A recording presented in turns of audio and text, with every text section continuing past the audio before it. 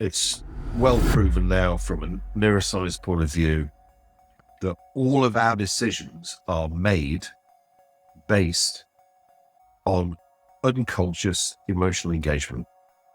I We agree. would love to think It's all logical. that we make sensible, logical, rational decisions. And we don't. It's so I true. Even if on paper everything looks good, if your gut says don't do it, you're generally not going to part with a lot of money. A stick of chewing gum for 50 cents or 50p, you wouldn't have any. There's no emotional buy-in there. But if you're going to be paying for something that requires an emotion, that gives you an emotional response like, shit, this is a lot of money. Am I making the right decision?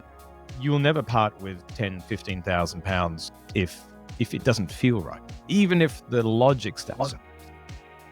Or the opposite, we will part with 15, 20,000 pounds. But it doesn't make sense, but it feels right. Yes.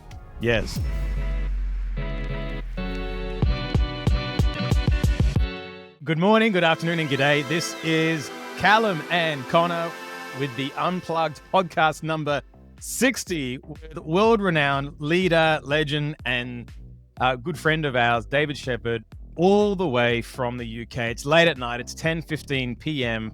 Where you are. So we're thankful that you are staying up. And Kallum will share a little bit more about you to the world. Look, I don't think David needs any introduction, but I'll give him one anyway. He's a good friend of the show. David Shepherd is a globally recognized NLP master trainer, transformational coach, and speaker with over 30 years. I think we just said it was 35 years of experience. He's known for his profound impact on the NLP community, teaching thousands worldwide how to create lasting and personal and professional change. Everyone, there was huge interest in this at the start of the week. David, it's great to have you on the show, back on the show. Nick to be here again. It always reminds me of a line in one of the Clint Eastwood Dirty Harry movies where Clint said, he's a legend in his own lunchtime. Well, it certainly feels that way. Your reputation precedes you in all the positive sorts of ways. We had some incredible interest in you coming on the show when we put our post up earlier on the week.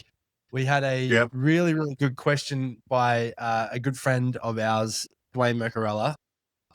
If you don't mind, I'm going to read the question out. You might have read it already. I'm going to read the question out. Please read the question out. Okay. So it's a bit, just to frame it for everyone, it's very esoteric. It will take a little bit of mind bending to really grasp this one. But the question is, if human beings mirror the creative structure of the divine, as above, so below, what truly differentiates ego-driven creation from soul-aligned co-creation with Eo? So for people unfamiliar with Eo, it's the great spirit in the Huna tradition. While it is said that we are creators within creation, it seems deceptively easy for the ego to believe it is being divinely guided while merely imposing its own will upon the process. When we set intentions, define goals, and act with focus, are we genuinely co-creating with the intelligence of the universe, or are we subtly manipulating reality according to our conditional desires? How can we discern whether our actions arise from the will of the creator flowing through us, or from the mind's attachment to outcomes that only appear spiritual? And perhaps most importantly, does true manifestation require the surrender of personal will to divine intelligence, or conscious integration of both the harmony of focused human intention with the receptive awareness that recognizes the moment-to-moment signs, symbols, synchronicities through which Eo guides creation? Did I get it all? Is that a thesis question? I certainly, just from not seeing how correct the spelling was, I know that Dwayne obviously definitely used the spell check or ChatGPT for that one. No offense, Dwayne, I'm just having a go at you. But it was very well crafted. It's very it takes a lot of mind bending to wrap your head around. But I think it's a wonderful question. I'd love for you to answer at some stage through this podcast, David. Hi there, this is Conor and Kallum from Connekt Coaching. Hope you are enjoying the Unplugged podcast. Nothing lights us up more than seeing businesses thrive, especially in uncertain times. We have 32 combined years of doing nothing but mentoring and training businesses from around the globe in order to increase their revenue and thrive in uncertain times. So what we would like to do is share with you a little bit about what we've discovered over the last 32 years. We've created this amazing business model called the Forever Business Model, and we want to give it to you for free. All you need to do is jump down into the description below. There's a link there called Steal Our Forever Business Model. Click on the link. There's a 9-minute video that you can watch where we unpack everything you need to know to implement it in your business right away. Yeah, no, I got that question about 5 minutes before we were live. It's a well-crafted question, which I do have an answer for. So, wasn't actually what we had planned for tonight, was it, guys? No, so maybe we leave it. We'll leave it for now, let it percolate, and maybe we'll come back to it towards the end of the podcast. Yeah. Because we had something a lot more down to earth planned. A lot more tangible. Yes. But I do love Dwayne's question. Dwayne, I love your questions, buddy. I've loved them for the last 30 years, 40 years. So Let's for the viewers, Cal, could you chunk that question up? I don't know if I could chunk it up, but let's chunk that. If we took the question, the answer would be yes. I mean, if I could if I could simplify it, I think it's basically just knowing whether or not what you're choosing to create through your own personal will is aligned with divine intelligence or the creator of everything, or does our ego get in the way? And do we kind of start to trick ourselves into thinking that we're living in divine alignment where we're really just living through our ego's desires? Okay. I think simply, that's what I took out of it. Well, great question. If Dwayne's online, he can shut down a little bit. He is a bit of a fan of the show. He could be here. Remco said g'day, and John Whitehorn said g'day as well. So we've got some. John, great to see you. You bet. Good to see you. So, David, what have you been up to? When was the last time we had you on here? It was about 6, 7 months ago? Yeah, it must be at least. We were doing midnight shows at that point in time. Oh, gosh. So that means it would have been the other times before daylight savings had finished and started for us. Yeah, I was up 11, 12 o'clock. Yes, yeah. But I've seen you doing a lot of travel. So you've been at Tenerife. You may have been to Japan again. I'm not too sure. There we go. Dwayne's in the chat now. He's here. Dwayne's in the chat. Dwayne's risen. Hadn't been to Japan again. I have been to Tenerife to do Hoon Level 3. I went out to Malta to do Hoon Level 4, Hoon and Beyond. Awesome. Which was, I was out there. I bet. We did what shall I say? A wands and magic mirror training for 5 days. In Malta. This is the one in Malta? Yeah. Very cool. Very cool. Yeah, I took the guys out on a field trip because I know Malta very, very well. So we went out to some of the old places that are renowned for the Knights of the Round Table, the Knights Templars. Yeah. The Knights of Malta. And then we also went out to see some ancient stone temples, which are thought to be at least 5,000 years old, maybe more than that. Thought to be built by the Phoenicians. and a system which was the triple goddess. So a totally feminine system rather than the more patriarchal system that probably came in the about 2,000 years ago. And it was David- interesting. I I was the only bloke there. Oh, really? In Malta? Yeah. All the delegates are female. Very cool. So David, you mentioned the Knights Templar, and I have to ask you because I had a keen interest in the history of the Knights Templar back in my 20s. What do you think they were up to? Because I still am not 100% sure.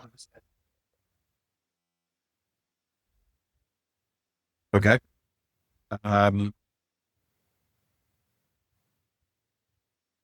Protecting the bloodline of Jesus. Right. Is my take on it, really. That's the Sun Grail. Holy bloodline. A few controversial things. Jesus was married. He was married to Mary Magdalene. We know that because in the Bible, before he was crucified, Mary Magdalene washed and anointed his feet and then dried his feet with her hair. In the ancient tradition, Judaic tradition, only a man was allowed to see his wife's hair down. So therefore, that's Mary Magdalene was obviously Jesus' wife. A little bit controversial because she was Ethiopian. She was an Ethiopian queen, which is still seen in some things in the Roman Catholic Church with the Black Madonna.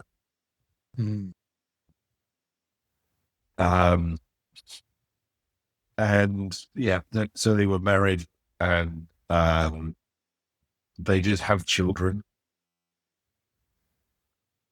So yeah, that's where did that come from? Look, mate, I was just really interested in their journey in my 20s. And I have heard that story before, but I've also heard about the Ark of the Covenant, which they were also mainly protecting, but maybe that was linked somehow. Well, it's interesting that the Ark of the Covenant is apparently in Ethiopia. Right. And, it's looked after 24 hours a day. The guard who looks after it goes blind after a year. And there was With, radioactive isotope, something like that as well. With cataracts. Yeah. So it's highly radioactive. Yeah. That's the that's the story. Who knows? Yeah, That's true. Nice light discussion to start off a Friday morning. Thanks, Dwayne. Yeah, Dwayne. We've got We haven't Adrian. even answered Dwayne's question yet. Or have we? So you've also what Cal and I really like about you, David, is that you have the training side to you, but you also do a lot of business coaching and training and consulting. Yeah. So you're a trainer that actually walks the walk and talks the talk, as opposed to just teaching theory and versus teaching it and applying it.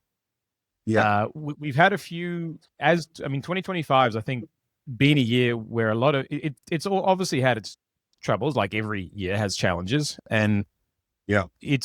I feel like it's been a year where there's been a balancing out, that there's been troubles, but it hasn't been a massive cavalcade of just crap happening every single day. There's been stuff happening, but it hasn't been a global setback, which is what we experienced in 2020. And I just feel that it's starting to, the train has stopped going backwards.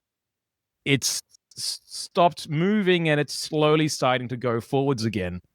And so where I'm getting with this question is, as a result of that, it's great to see, and people are actually projecting their life and business 6, 12, 3 years in front of them again, because for a long period of time, Cal and I, we talk to people, thousands of people every single year, and it was very hard to get people to see 6 months ahead on their timeline, even to contemplate what's happening 12 months from now. And it's great because people are now starting to contemplate what's happening 5 years from now, what's happening 10 years from now. So there's a reset of certainty, I think, within people, so that they have the certainty within themselves that we're on a trajectory of some sort. So with that being said, businesses are starting to confidently project into the future.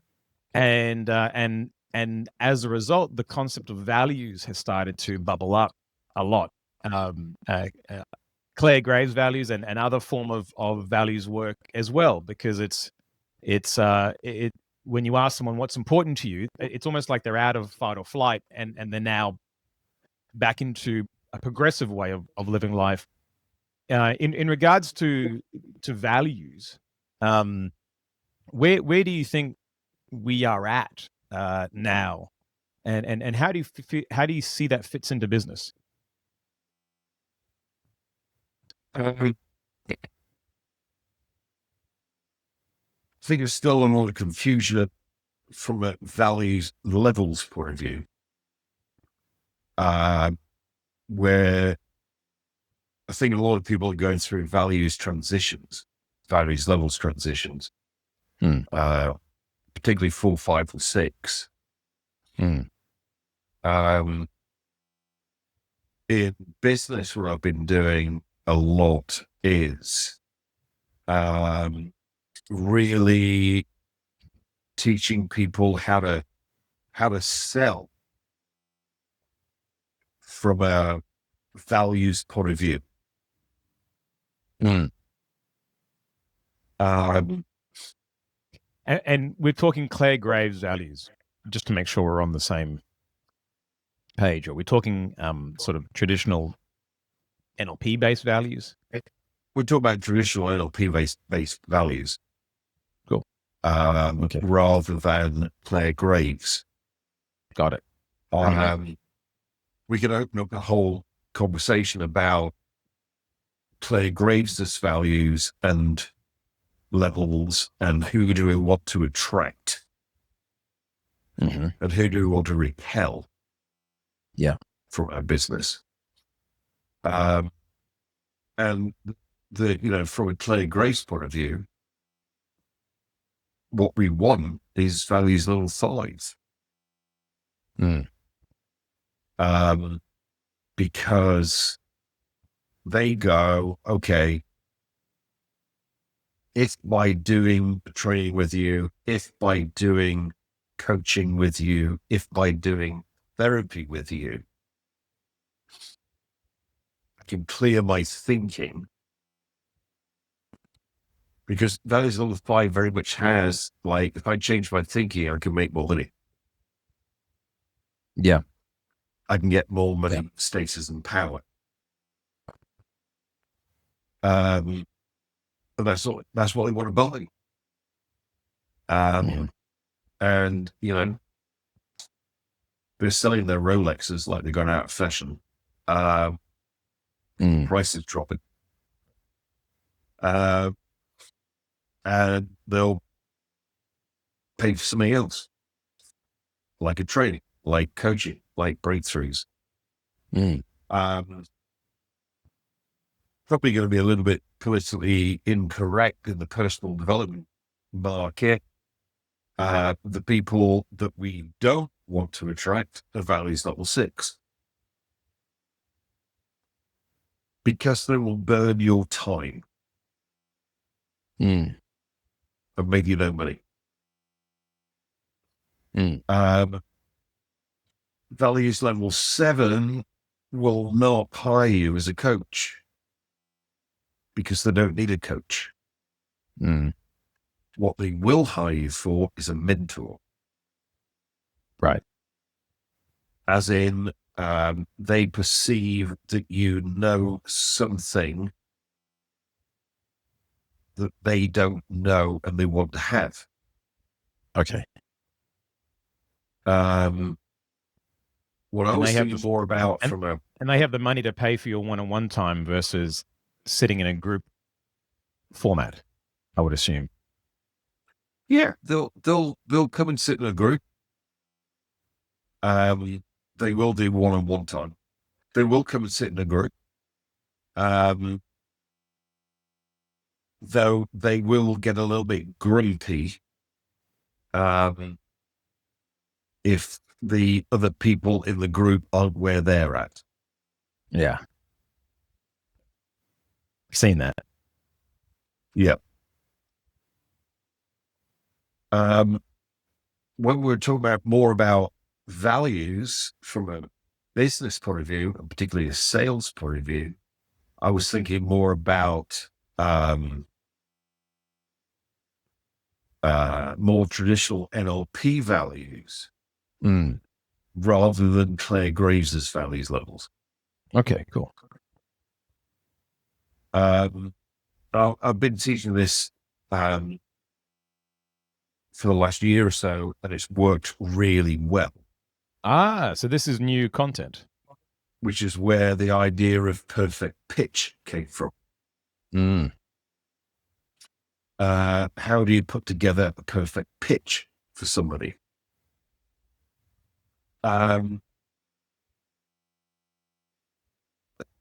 Let's just use an example. I think it's probably a universal example. Cars. Got it. Right? I know we all love cars, but there we go.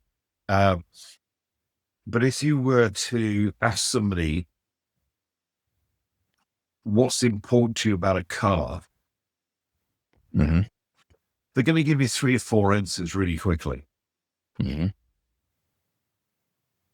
you go, okay, put those in order of importance. They'll do that really quickly too. And then once you've got those values, you then ask them, why is that value important to you? Is it a towards or away from?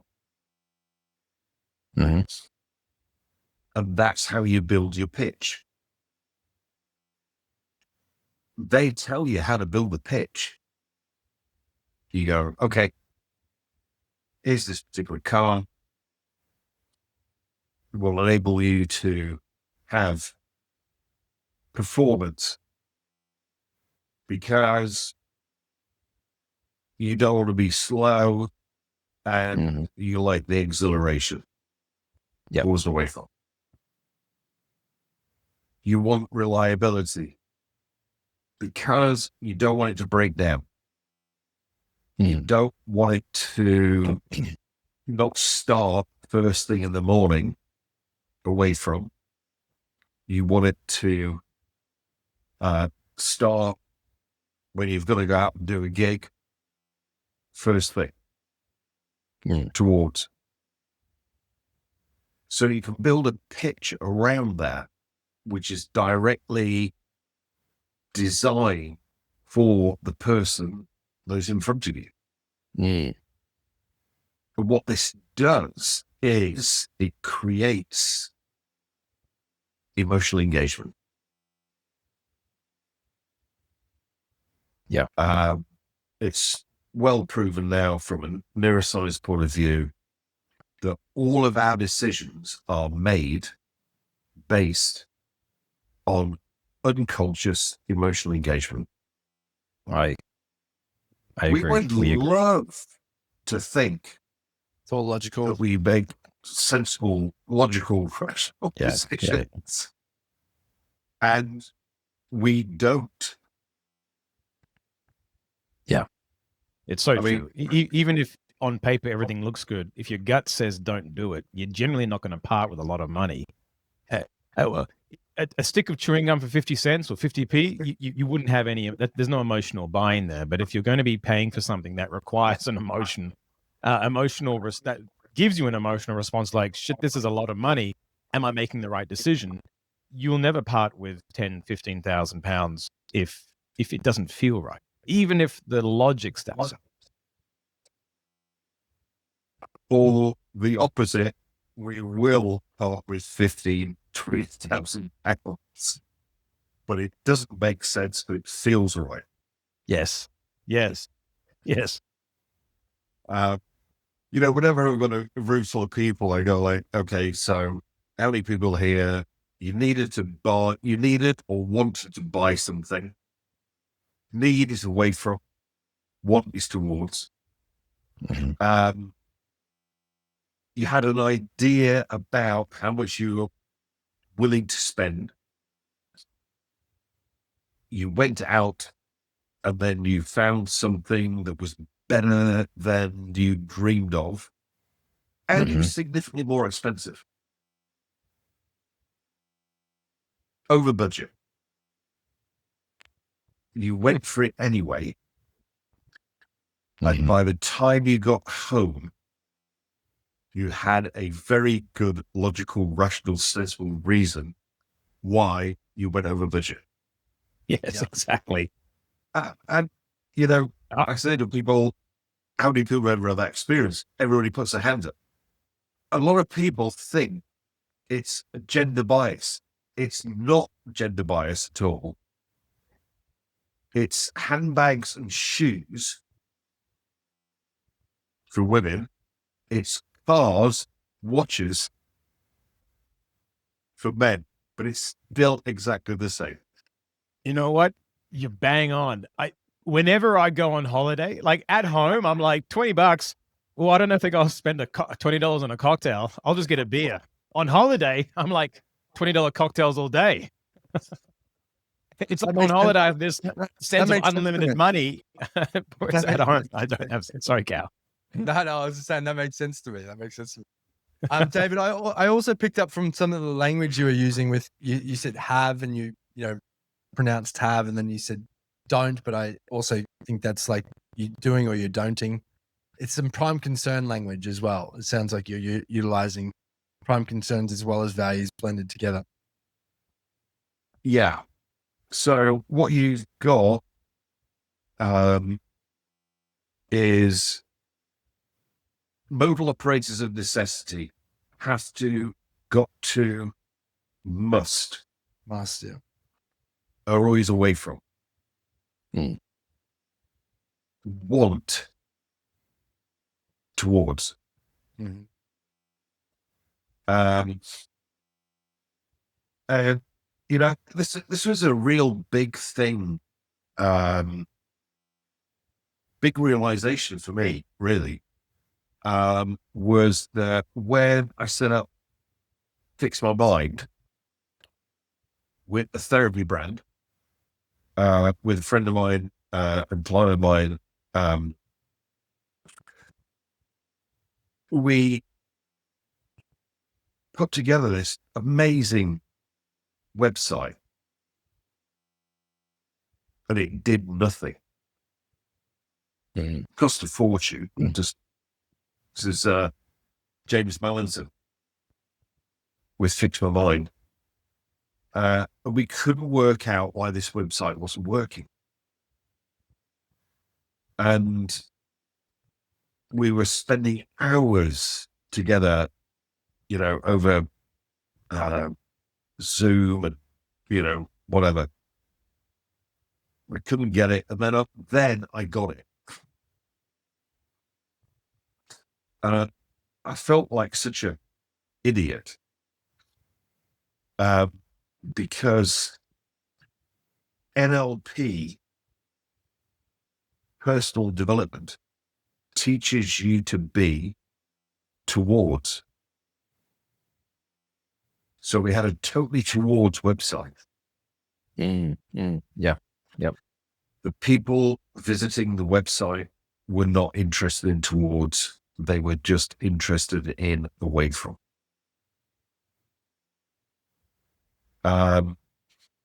They didn't want a rosy future. They just wanted to get away from their insomnia. They just wanted to get away from their panic attacks. Yeah. They just didn't want to have a phobia anymore. So, we changed the language on the website to, I know this sounds counterintuitive from an NLP point of view. We actually wrote the website to have people feel worse. The website's actually now, okay, you don't actually realize how bad this is. It's actually way worse than you think. Make them feel the nail with the dog in the nail metaphor. Then they came over the line. Yeah. Sigmund Freud, pleasure pain principle. People in society will move away from pain more than they move towards pleasure. And Cal and I said the same thing. It's counterintuitive to use that language because we're taught to focus on what you want, and whatever you focus on is what you get. So focus on what you want. Yet some people, then we had to realize that we have to have that flexibility of language and behavior in order to, if we want to help more people, we need to meet them at their level, which means changing our vocabulary in the way that we talk to match their current model of the world. Because what's that? Sell people what they want and give them what they need. So yes, give them that away from, sell them that away from, but when they're with you, you teach them how to focus on what they want, which is ultimately what they need to do. This is absolutely it. So, what people want is they want to be fixed. We know we can't do that. What they need is they need to learn how to fix themselves. Yes. But they won't buy that. No. So somebody comes in, right, I want you to remove my phobia. Yeah. Okay, we can do it. Now I'm going to teach you how to get rid of it yourself.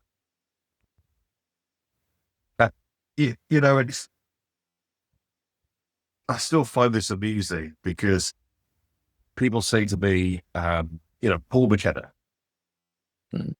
I was talking about Paul McKenna earlier today, actually, with a client.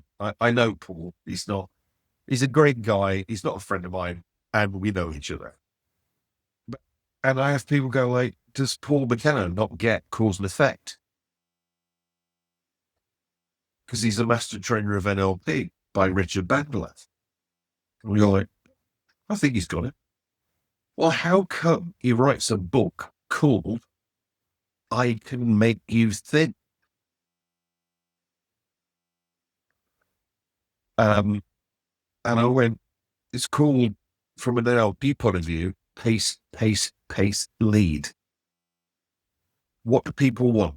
Do they want somebody to make them thin? Yes.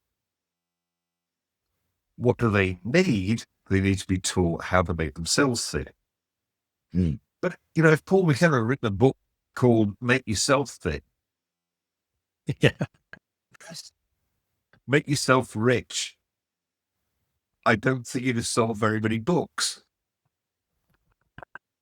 It's called pace, pace, pace, lead. Yeah. Yeah. Which, funny. what do we do, guys? We learned that on the first day of NLP practitioner training.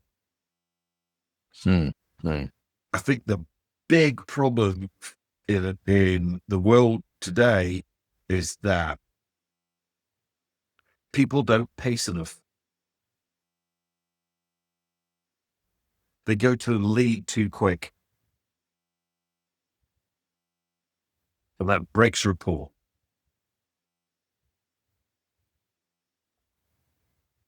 So to bring it back to values, what do? We pace people's values, whether they're towards or away from. And, you know, the way the world's working at the moment, generalizations, obviously, people are more away than towards. They are. Yeah. You know, I saw that first with the recession, the crash we had, was it 2009? Yeah. Yeah. There was a name for But then, that. What was it called? It was called the housing, what was that 2008 thing called? 2008. 2008, Yeah. 2009. Yeah. A couple of great movies to watch on that would be The Big Short. Yeah.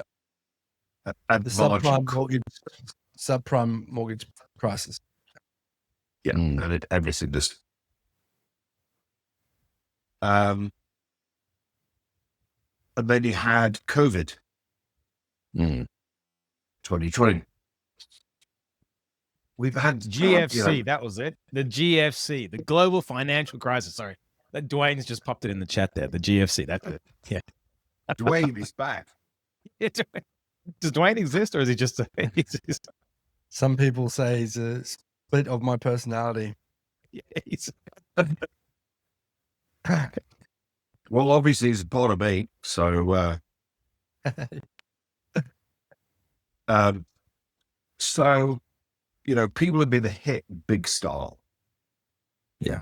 I think the thing really is about this pace, pace, pace lead. And it's always been 3 paces before the lead. And I've seen this a lot in the NLP world, particularly, where people have gone for the lead too fast. And they've gone, oh, yeah, we've got what you need, without actually finding out what the person actually needs. And how you can deliver on that, solve that. Yeah. Which is what NLP gives us, right? And can you give us another example? We've got a few new listeners on an example, a real world example of pace lead. Yeah. So I got this client of mine. I'll tell you his first name, Paul. I won't give you the rest of it. Paul is a boffin. A what? A boffin. His brain's the size of a planet. Got it. He's got a doctorate in applied mathematics or whatever. And he landed this major opportunity. And in software development. And he phoned me up. He said, I've never sold anything. I don't know what to do. I've got this major opportunity. I don't know what to do. So I said, okay, well, let's meet up. So we met up for breakfast. And I just said, it's questions I've already put out there and in this session. What's important to you about this project? Why is that important to you? Mm. Then he met with me again. And I said, so you're going to do a pitch, right? He goes like, yeah. You're going to do that with PowerPoint? He goes, yeah. Okay. What values did you get? What's important to you? It was 3 or 4 values. So that was 3 to 4 slides. Then he'd also asked, why is that important to you? Some of them were away from, some of them were towards. So he got 3 values, I think. So I said, okay, we're going to add 3 slides to your presentation. The title of the slide is the value that came out. And then the away froms we'll do first, but we'll put them as red bullet points. And the towards we'll do second as green bullet points. Mm-hmm. So this is what's important to us about the project, because you want to avoid this and because you want to have this. This is also what's important, second value, because you want to avoid this, because you want to have this. It's a very technical sale, and we were looking at 7 figures. Nice. I spoke to Paul after he'd done the meeting, second meeting. And the reason I set it up, I told you, he's a very, very, very intellectual guy. Genius. I said, how did it go? He said, that was fucking magic. I got halfway through the second slide and the guy goes, stop. I want to bring the rest of the team in.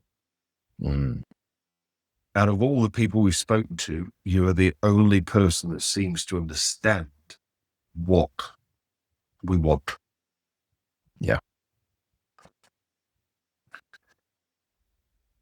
3 questions. What's important to you about? Why is that important to you? Why is that important to you? Yeah. Yeah. Then you pace it.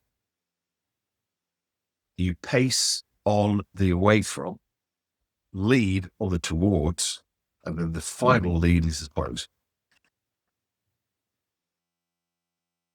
Nice. Which in Mansfield, there's only one closing question. Do you want it or what?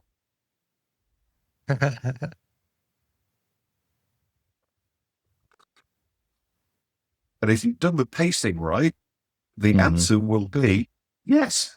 Yes, I want it. Nice We're on job. side. Yeah. So, and this is what you've been teaching in 2025 to your cohorts. I've been teaching it for 13 years, I think. 35. Isn't it? At the practitioner training, but people just didn't realize that you're teaching it. I make it a lot more explicit now. Yeah. Yeah. Yeah. I think people go through prac and they don't realize how valuable those techniques are. The tools and the skills, the techniques, the understanding of language and how to utilize it in ways of, eliciting things from people. They often don't necessarily immediately understand the real world application of those techniques. And I think the brilliance of you, David, and the way that you approach NLP is it has to work in practical ways. Otherwise, I don't hear you talk about it, because that's your whole stick. It's got to make sense. It's got to work, and it's got to get results. I was talking about it to somebody this morning. The guy called Zachary, and my background is electronics engineering. You don't design and build a circuit to not work.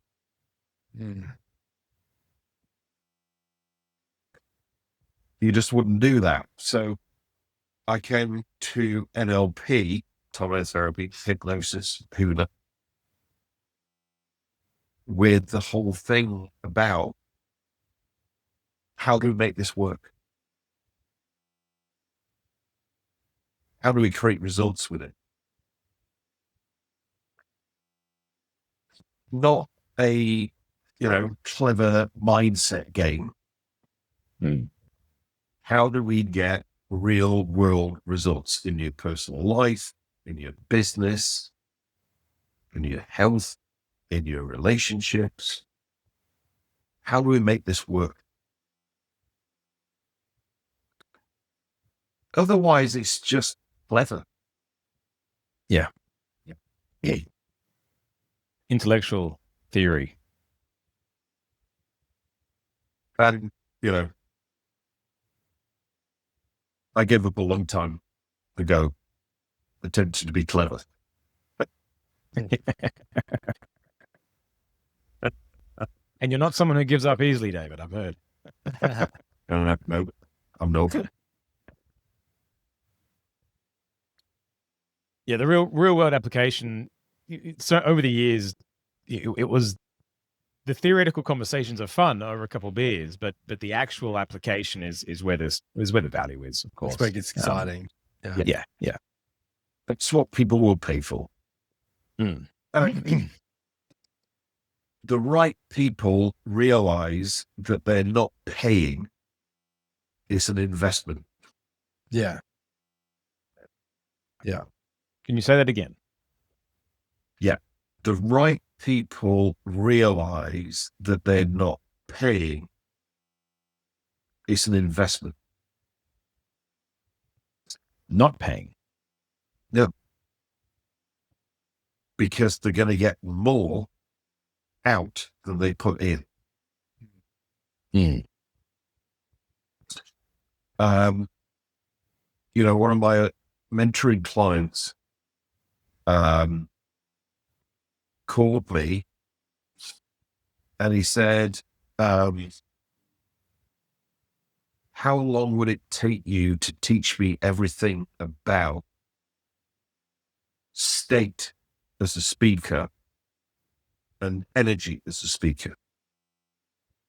Everything you know. And I said, well, probably half a day. And he said, and how much would half a day cost? His word. And I said, 5,000 plus VAT. That's 5,000 GBP. And he said, that's a bargain.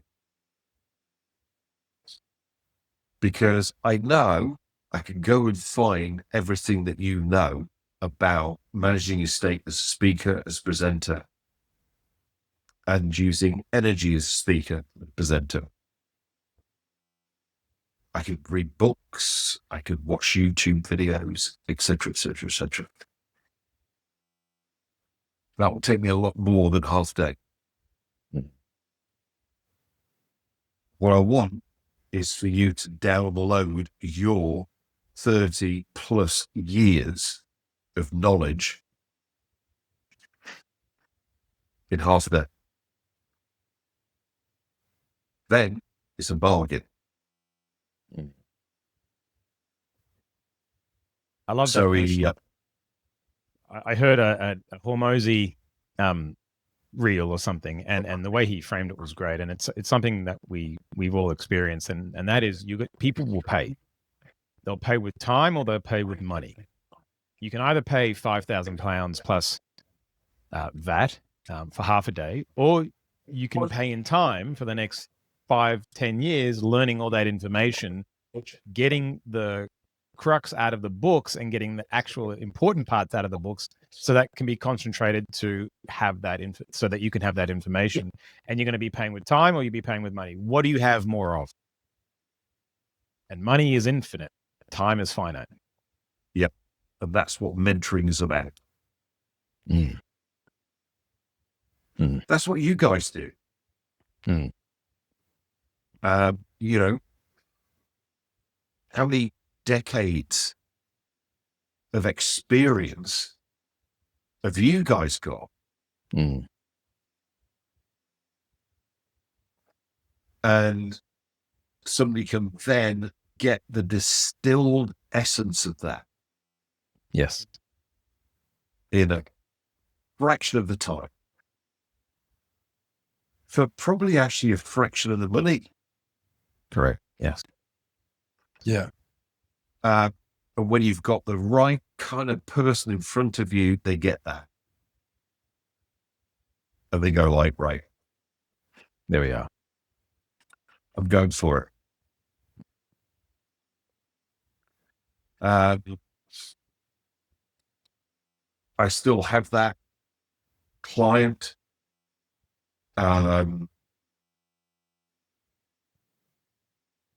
He does, well, here's the thing. He said, I want to do one of these mentoring sessions every quarter. And I said, on what? He said, I've got no clue.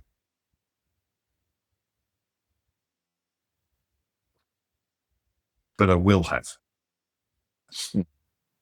At the time. Because that's when people start realizing the value of what we've got. Yeah. Which is the compression of time. Mm. Tommy, you said it, you know. Money is infinite. Time is finite. Yeah. If you're talking to the right person.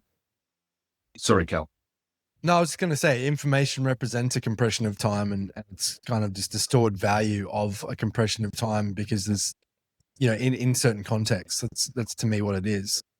And if you can deliver that information in a way that not only people understand, but they integrate it as a part of who they are, which is all NLP. That's what NLP was formulated from, modeling, and being able to create a model that describes a process, but also allows the person learning it to get the same results and then teach others. That's a successful model.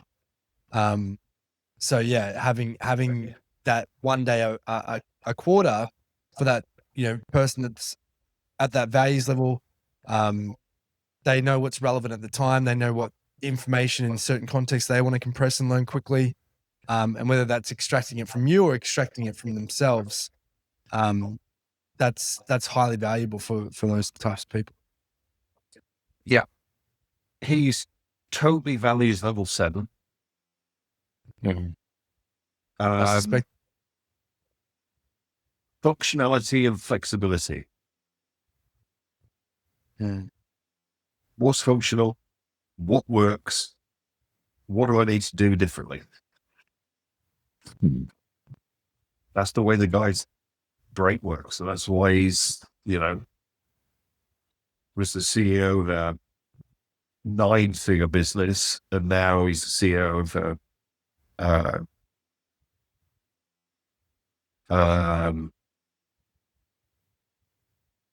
FTSE 250 business. Yeah. That's how he thinks, you know. Yeah. And when you get to that kind of level,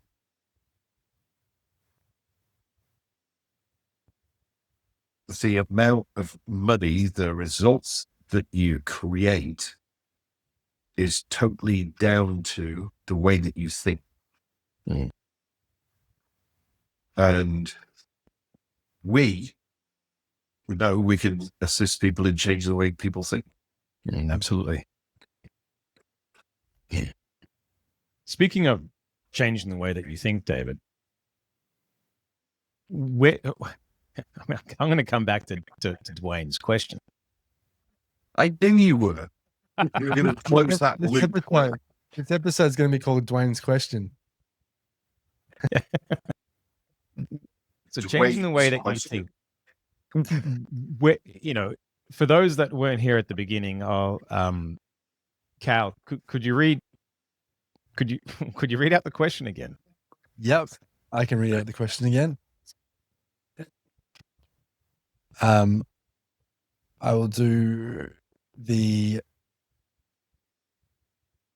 long version, and then maybe we can even ask if we got the shorter one right. Where is my rumor post? I've got it here. Okay, I found it too. Sally sent it to me. All right, here we go. So, for everybody who wasn't here at the start, this is Dwayne Mercarella. This is my childhood friend. We grew up together. We've known each other for 40 years. He's very much into esoteric. Yeah, I'm 41. I think we met when we were like 2 or 3 years old. So, Okay. Yeah, here we go. If human beings mirror the creative structure of the divine, as above, so below, what truly differentiates ego-driven creation from soul-aligned co-creation with Eo? So for those people who don't or aren't familiar with Huna, Eo is the great spirit or the essence behind that great spirit. Yep. So while it is said that we are creators within creation, it's seemingly deceptively easy for the ego to believe it is being divinely guided while merely imposing its own will upon the process. When we set intentions, define goals, and act with focus, are we genuinely co-creating with intelligence of the universe, or are we subtly manipulating reality according to our conditioned desires? How can we discern whether our actions arise from the will of Creator flowing through us, or from the mind's attachment to outcomes that only appear spiritual? And perhaps most importantly, does true manifestation require the surrender of personal will to divine intelligence, or the conscious integration of both the harmony of focused human intention with a receptive awareness that recognizes the moment-to-moment signs, symbols, synchronicities through which Eo guides creation? Wow, what a great question. You guys are great. Yeah. Wait. Dwayne needs to be in Tenerife. Yes.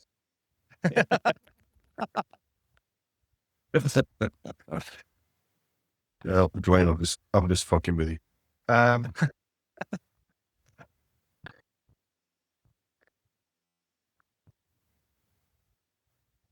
So, Eo or Keave, even your higher self as Kane and also Healy. Healy being the feminine aspect of the creative universe, Kane being the male aspect of the creative universe.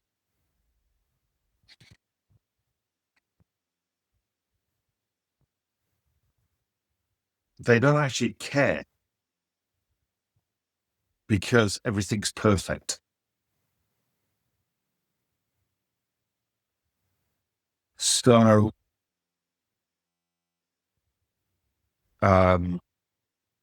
Eo, Keave, Kane, Healy don't have any kind of like divine destination for you.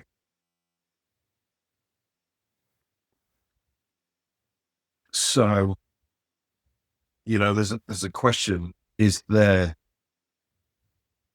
free will Mm. or predestination? Mm. The answer is yes. Mm. You have predestination and you have the free will as to how or if you achieve that. And if you don't achieve it in a particular lifetime, io chiave carne uli, it's not that they don't care. It's just like, okay, well, maybe get it right next time. Mm. Which reminds me of a Jerry Rafferty song. If you get it wrong, you'll get it right next time. Mm.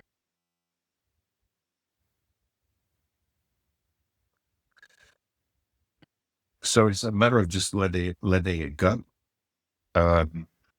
Consciously, from what Dwayne's asking here, is it important for you to consciously decide where you want to go, what your goals are?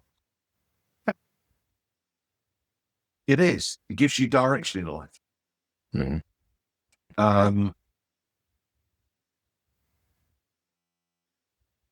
Does io chiave carne uli care what that is, or even whether you achieve it or not? No, not really, because everything's perfect.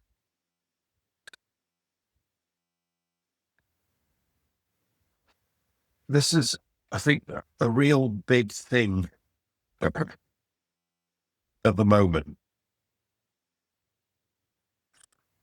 with everything that's going on in the world.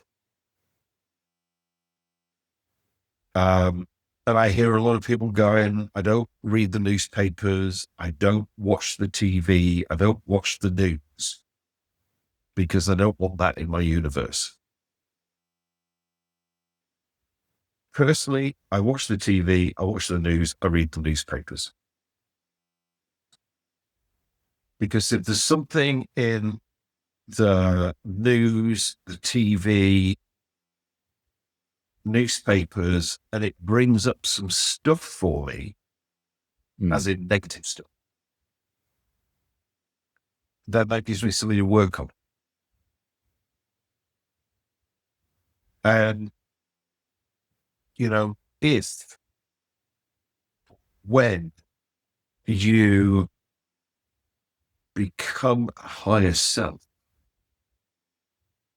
as in everything's perfect, you'd look at the newspapers, you'd look at the news, etc., and you go, that's interesting. And if it's not the way that you want it to be, now you can do something about it.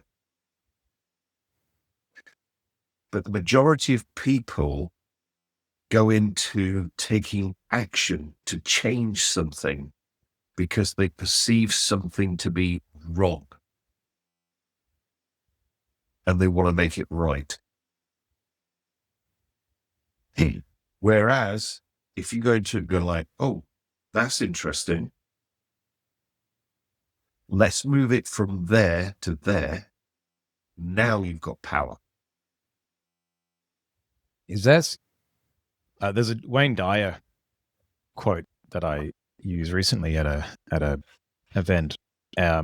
Change the way you see things, and the things you see change. Yep. Is that? Yeah. Yep.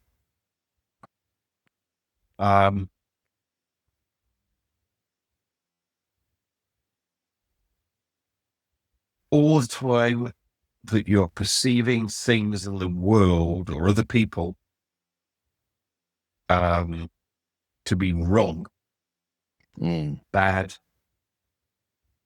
whatever, you've just given all your power away.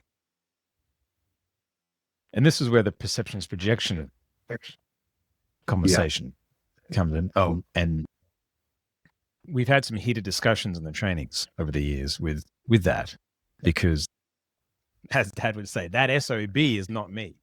That SOB is absolutely not me. That none of that person is me. Yep. And now you're telling me it's my projection? Yep. And they get quite heated. Oh. Especially if they're going through a rocky patch in their life.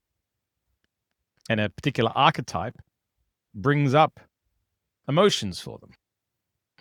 Yeah. It is a David, big you one. mentioned. Yeah, you go first. You go first.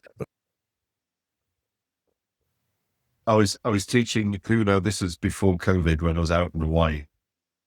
I was teaching an advanced class on perceptions projection. And this student said, I totally get perceptions projection.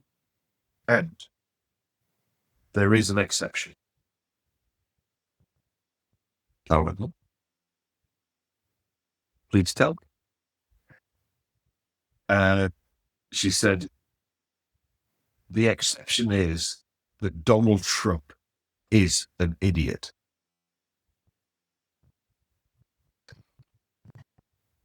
To which I said, so it worked then. She went, like, what do you mean? I said, it worked.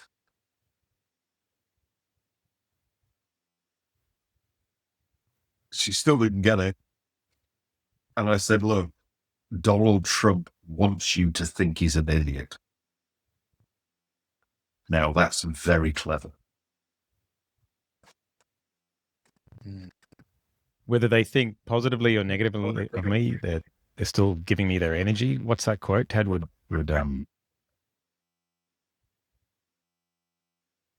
Well, it's like, I just feel like,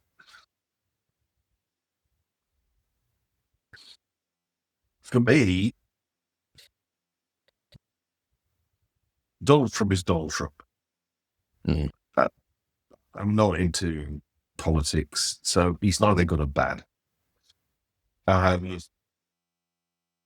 Is he clever? Yes. Who knows what his intentions are?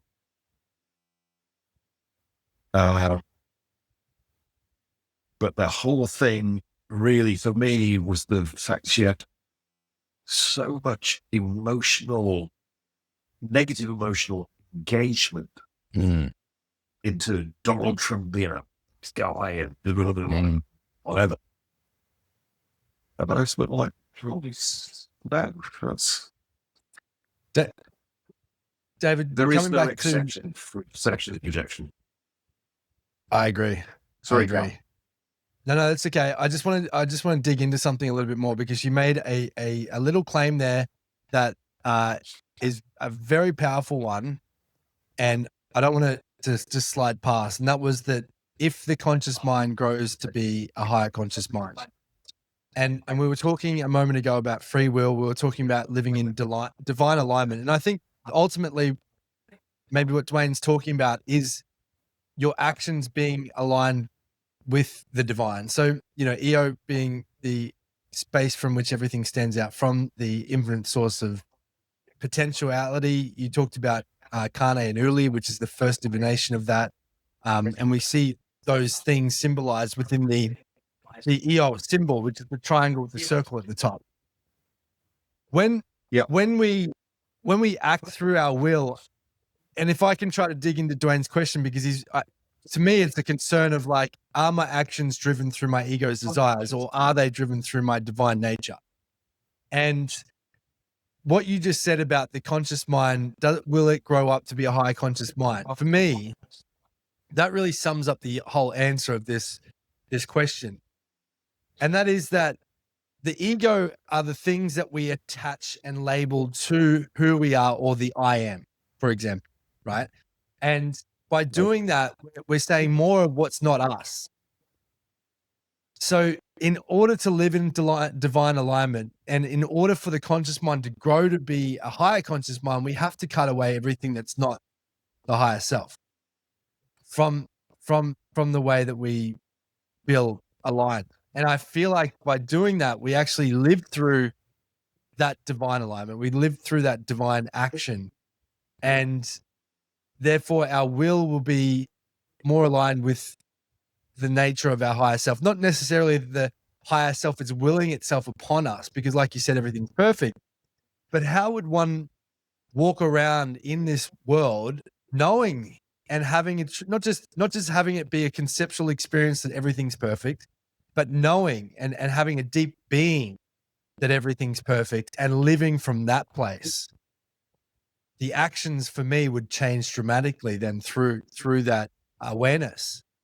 So I guess for me, a lot of the answer, I guess, Dwayne, and I'm just mind reading. I've spent many nights and hours talking to Dwayne about this type of stuff. I've spent a lot of time with you talking about this type of stuff. But maybe it's through that answer that you just gave, which will the conscious mind grow to be a higher conscious mind? Because by living through that, you are then living through your divine nature, and then your action, your will be aligned with that. And then I don't know if I'm onto something here or not, but yeah, over to you, David. Thanks, mate. Deal with this. Yeah.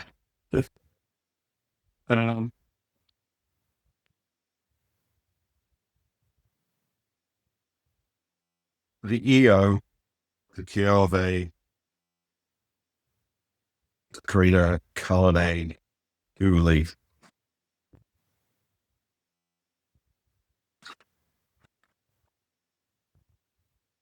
Couldn't give a flying fuck what you do.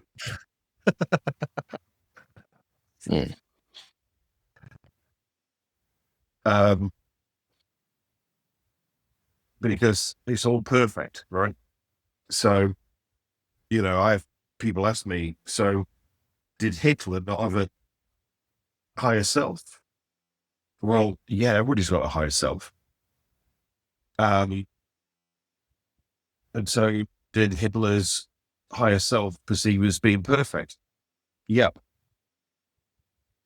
Now, if we looked at lower levels of creation,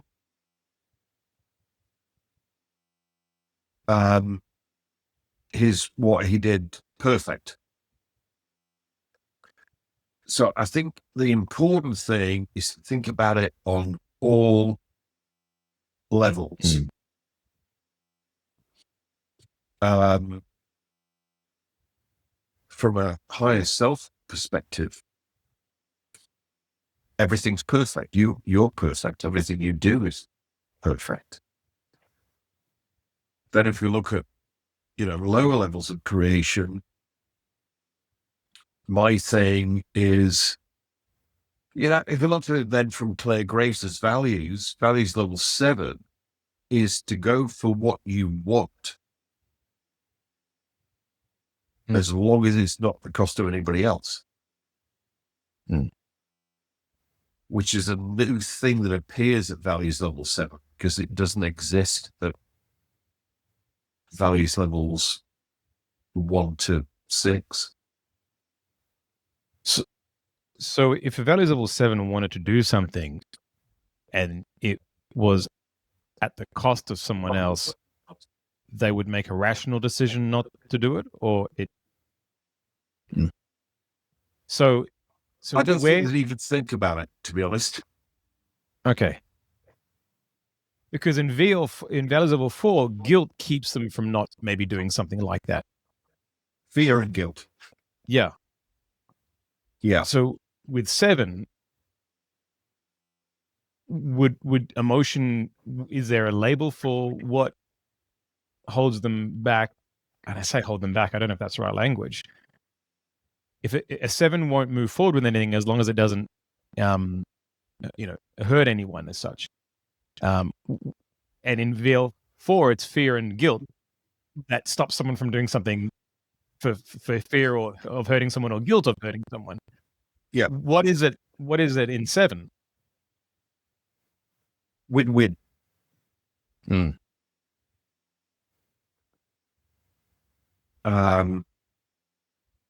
7 is really when win-win first appears. No. All the lower values levels, win-win is not really there. There might be an illusion of it, but it's not really. So at 7, when you go, okay, this is what I want, you'll only go for that when everybody else involved benefits. Okay. So how do you determine if, for example, someone like if values level 7 was sitting there and it was going after what they wanted, how would they determine the cost to someone else? Like, would it just be an inherent intuitive kind of feeling or motivation, or would it be like Connor said, a more logical, rational kind of thinking out process? Because yeah, I guess the nature of that question is based on what does it mean to do something that's going to cost somebody else? You know what I mean? Yeah. Obviously, it's all down to perception. Right. Uh, So personal discernment. It's based on their moral guide and personal discernment in the moment.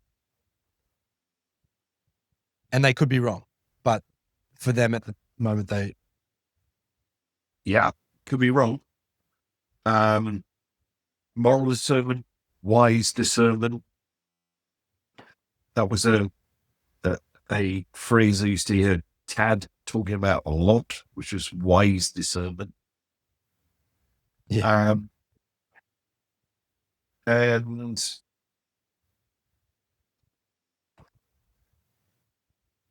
so there's something that you want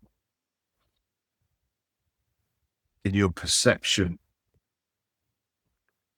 Either it will maintain the status quo for everybody else involved, or even better, will improve the situation of all the other people involved.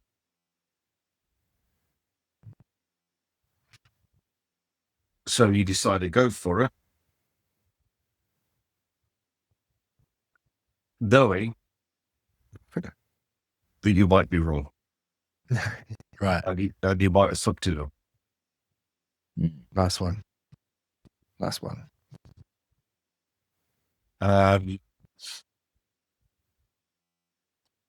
Yeah, that's. I mean, obviously, this But is just they wouldn't knowingly go and get after something or want something that they knew was going to hurt someone else. Is basically what you're saying. Yes, They wouldn't. Yeah, that makes sense to me. yeah, that's a good way of putting it, Cal. Actually, Yeah. yeah. So they wouldn't even be in the position in the first place to even have that rational discussion in their head. No, The first thing that's come to my mind is that if you're with a bunch of mates and they decide to steal something, the fact that you have to decide if you're going to steal with them or not, a 7 wouldn't even be around those people in the first place. Just makes me question all the values level 7 people that told me they were values level 7 now, you know, or above. but I heard someone told me they were like 13, values level Yeah, 13 once. I heard that too. Would a 13 be telling you they're a 13, David, or would that be a 3? that would 2 at probably be best.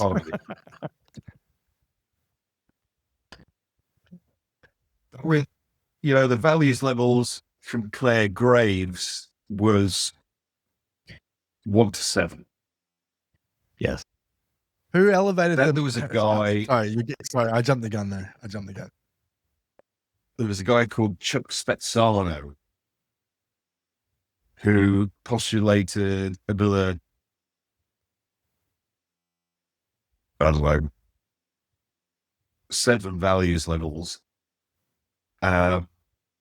which is what Tad wrote in Timeline Therapy and the Basis of Personality. Right. Mm. But that's not Claire Graves, right? So let's differentiate those things. Claire Graves actually said that he met so few people that were actually operating from values level 7, he didn't even know whether it existed or not, Right. or whether it was just a postulation. Yeah. Let alone 13, 14, whatever. Values level 5, by their very nature, are very aspirational. So if there were 50 values levels, they'd be values level 50. Yeah. If there were 8, they'd be values level 8. Yeah. If there were 7, It did make a lot of sense in the way that Tad explained it, though, that it was like a, the spiral, obviously the spiral dynamics was, birthed out of, that the work of spiral dynamics, but going up to the next level of 7, if you want to say it's the next level of 7, was a, a global or a universal advancement of the ones that came before. So, values level 2 is all about the tribe, and values level 8 is all about the global community or the global tribe, and how that relates to the relationship the Earth has amongst the stars. And I mean, this has never been more relevant now than with 3i Atlas coming close to us. But as they go up, is that how Tad worked it out? He was kind of just figuring, okay, well, 2 would be that on a global or interstellar scale. 3 would be that, like, not 3 and 9 have a relationship to one another. Is that how they kind of got there, or did they actually go through the transitions of each of those 7, 8, and 9s to figure it out?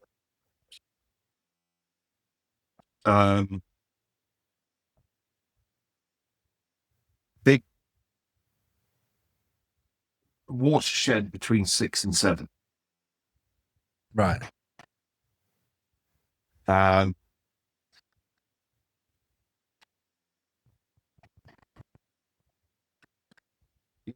I see all this 3 AI Atlas, whatever it is. Who knows whether it's just pure media. What I can see with my own telescope, they Even all then. do a different thing. But then from a functionality point of view, you just go like, okay, fair enough. What are we going to do about it? Yeah. Yeah. What am I going to do about it? What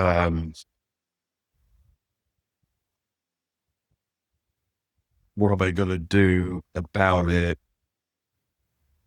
with regard to my family, my friends, my partner? And it just becomes very, very flexible, but also very functional. I like that. That would get rid of most anxieties from the last 5 years.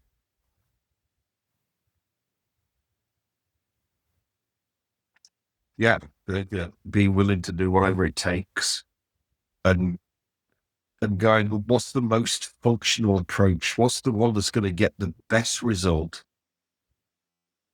in this particular context and this particular situation? Yeah. It's a very different way of thinking. Yeah. So, and it is also very free. Yeah. And you don't get on this yo-yo of all the stuff just hitting you and bombarding you all the time. But just quickly coming back to the values levels and the next 7, is that how they figured it out? They were kind of like, we'll just see what the relationship between the 7 below is to the 7 above, or on a more interstellar global scale. Claire Graves only identified 7. Yeah, okay. I think I'm getting what you're trying to say. Above were not Claire Graves. They were Chuck Spezzano. The difference is that Claire Graves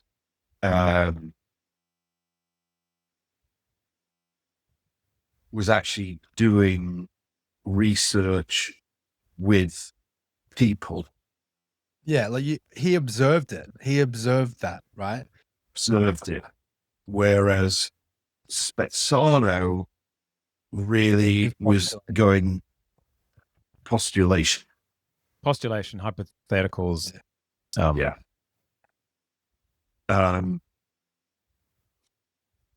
And, Clay Graves actually said he met so few people at values level 7. That he didn't know whether it was true or whether it was his postulation. Right. Because there wasn't a big enough database, if you like. There wasn't a big enough, what's the word for it? Control group. Sample size. Yeah, it wasn't a big enough sample size or demographic is the word I was looking for.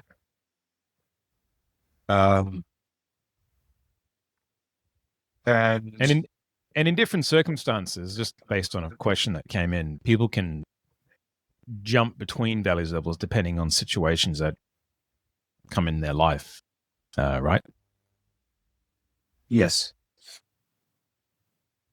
My understanding of 7, though, is that they've kind of integrated the other one. So, like you said, it's a watershed moment from 6 to 7, and if someone's a true 7, they've managed to master that thinking across all contexts. In my understanding, I could be way off. And then in that case, would they wouldn't revert back to 6 because they're complete with all the first 6. Because they'd have all the resources of 6 and all the resources of 5 and all the resources of 4, 3, 2, 1. Yeah, because the rule of thumb, under stress, you revert back to your last completed values levels. So if you have completed the top 6, you wouldn't. You're stuck in 7. Yeah. Once you get to 7, it's like that level you get to in the video games. You can't go back. You're safe there. You can't go back. I had a postulation about this, which I did email Ted about to get his viewpoint on it. And, unfortunately, he passed away before he had the chance to reply. So I don't have his perspective on it. But my thing was that, when you're doing the values levels profile, you would have the highest score for values level 7, which I think is 52. 0 for not me. And then for 2, 3, 4, 5, and 6, you'd have 0 for me and not me. So completely because whenever you read any of those statements, the answer would always be, well, it depends. Right. That's my perspective of it. As I said, I did share that with Tan, and asked him for his feedback on it, but he passed away before he replied. So. Well, thank you, Um, thank you to Dwayne for that message and where it led us. I'd love to hear a little bit about what you've got. You've got something really exciting coming up at the end of the year, David. You mentioned it's open invite for everybody. It's also the cost. You're taking the cost on you for this one. You're offering people a seat, and you're shouting them a ticket. Can you tell us a little bit about what's coming up and what we've got in store with you at the end of the year? Yeah. So what I've been doing since I think about 2008 is a annual event. And it was always, I always called it, so like the first one, 2008, December 2008 was cool. Let's make 2009 our best year yet. And we launched the first one of those. We had 100 people there. And it was a free event. I just thought it was a cool idea. So I went, okay, I want to do it as a free event. I went to the hotel. It was Hilton Paddington. And I got Hilton points. So I said, could I have a training room rather than a bedroom? And they said, yes. So let's make 2009 our best year yet was a free event. And then we've been running it every single year. The biggest one we've ever done before COVID was 400 people in the room. Amazing. Which was great. Obviously COVID changed all of that. And now we've got a lot more international clients than we'd had before. So it's now hybrid. Mm-hmm. And everybody started using the name, let's make whatever our best year yet. So I think it was Sally actually who came up with the idea of let's just call it Achieve 2025, Achieve 2026. So in December, we've got Achieve 2026. It's 4 hours. Physical in the room in Nottingham. If you can be there physically, that will be great. We now do it as a hybrid event, which we've done since COVID. So if you want to be there, online, that'd be great. For the people who are physically in the room, that will be, amazing. And we've always done it just before Christmas. It's an event which is so putting 2025 to bed, learning what we achieved, learning what we could have done differently, and then carrying that into 2026. I think the event now is getting more and more and more important because, you look at what's going on in the world. A lot of people are giving up. Nothing I can do. Look at what's happening. And what we're really about is, regardless of what else is happening in the world with other people, what do you want to achieve in 2026? And let's make it happen. Yeah. As a group, as a team. That's what Future's that bright. event's about.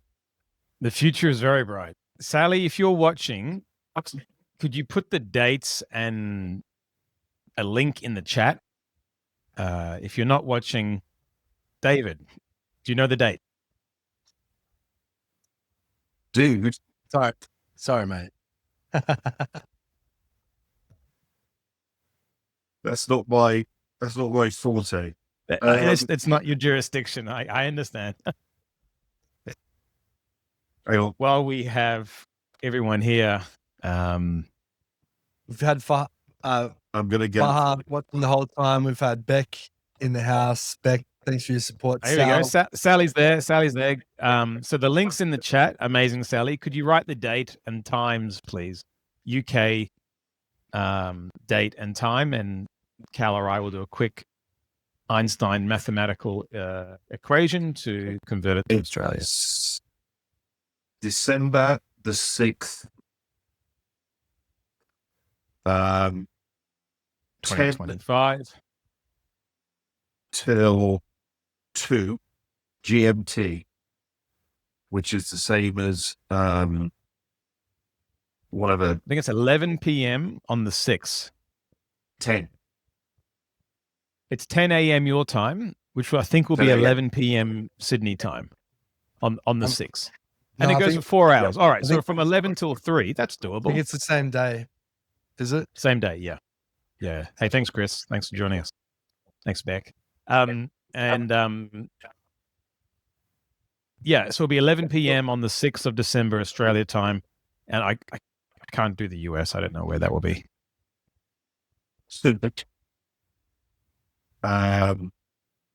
It would be, well, it depends whether it's East Coast, West Coast. East Coast probably would be 6 in the morning Oh, that's doable. start. West Coast would be 4 in the morning. All right. Oh, here we go. So Australia time, I went the wrong way. So it's 9 p.m. till 1 a.m. Oh, that's easily doable. Everyone in Australia jump on, join on the 6th. Yeah, There are no we'll have a mistakes, Connor. party. Everything is perfect. Everything is perfect, Connor. There are no mistakes. Yeah, that's right. Mirta yeah, Rodriguez that's 9 is p.m. watching with her son Adrian as well. So good to have all of you guys tuning in. We've had Daniela here as well.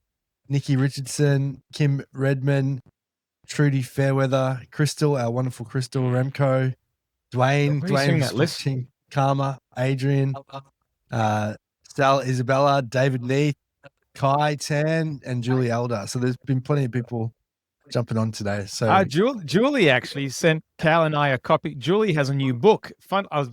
It's called the Trump Effect, and she's taking Clay Graves' values and her own Valcor thinking, and I've just started to read this, and it's about a diagnosis of Trump, because he has made such a polarizing impact in the world, and where he and the relation to values with that. Yeah, I saw that book. I'm going to buy it. It's I've just started. Looking forward to sinking my teeth into it. How did you see that, Cal? How do you see the people who have been on? I feel like such a novice. No, that's okay. I just went to the likes and laughs and thumbs up, because typically they're the people that have been watching. But I've also been watching the chat the entire time, so I caught a few people's names as well. It's disappeared nice. for some reason at the moment. I can't get deep into the comments, but there's 124 comments. So Oh, awesome. Yeah. Well, David, mate, we've loved having you here.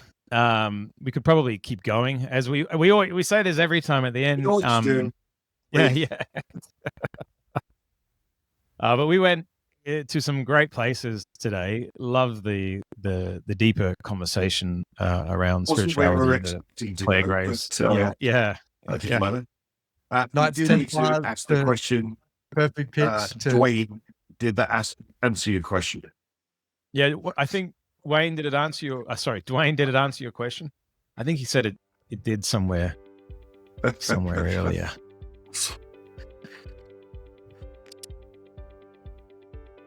Yeah, good fun. the questions Like, are what the, is it now? The questions are the answers. Questions. Questions are the answers. Yeah. Classic. Thank you so much, David. It's a Yeah, great David. pleasure and honor to have you with us. We really enjoy I hanging love out. being with you guys, Yeah, Likewise. it's always fun. even if it is like midnight. It's late. Yeah, sorry, yeah, buddy. it's We like- always do this to you. We appreciate you doing this with us. Thank you so much. And everyone watching appreciates you They do. staying up They as do. well. We can tell by the comments. We Sign can tell up. by- Well, Sign Where up, we got value attend. from. Yes, absolutely. So I'll stop the live stream. Dave, if you could stay on for 2 more minutes, and sure. and we'll wrap up behind the curtains. Thanks, everyone. Thank you again.